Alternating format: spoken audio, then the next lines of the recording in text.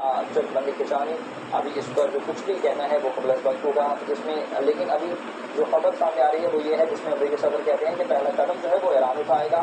Iran सरकारी तौर पर अपनी जंगी कार्रवाइयों को बंद करेगा, जिसके 12 घंटों के बाद आफिफुल लहाज जो है वो इसराइल की जथेबंदी में शामिल हो जाएगा। दोनों ममालिक इस वक्त तक अपनी जारी आखिरी फौजी मिशन मुकम्मल कर सकेंगे। उन्होंने कहा कि जो लास्ट अटेम्प्ट है, ये जो कर रहे हैं प्लान जो हो रहे हैं, जो आखिरी कार्रवाई अभी तक जो भी प्लान हो रहे हैं ईरान के इसराइल के खिलाफ और इसराइल के ईरान के खिलाफ, वो मुकम्मल जब हो जाएगी तो फिर सीज फायर हो जाएगा। उनका कहना था कि दोनों ममालिक इस वक्त तक अपनी जारी आखिरी फौजी मिशन मुकम्मल कर सकेंगे और आखिरी जारी फौजी मिशन मुकम्मल करने के बाद इस जंगबंदी का इब्तदाई तौर पर दौरानिया जो है वो 12 घंटे होगा। इस जंगबंदी का इब्तदाई दौरानिया जो है वो 12 घंटे तक मौजूद होगा। तो देखा जाएगा कि अगर कॉन्फ्लिक्ट नहीं बढ़ेगा तो जो दौरानिया जो है ये बढ़ा दिया जाएगा और ये परमानेंट तौर पर भी खत्म हो सकती है।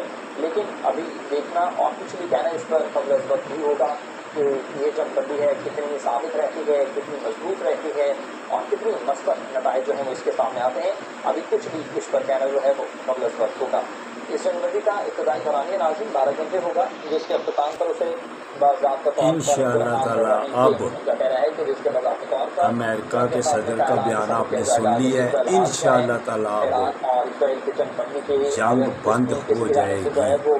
आदमी डट जाए तो बड़ी से बड़ी ताकत का भी मुकाबला कर सकता है अल्लाह की मेहरबानी से।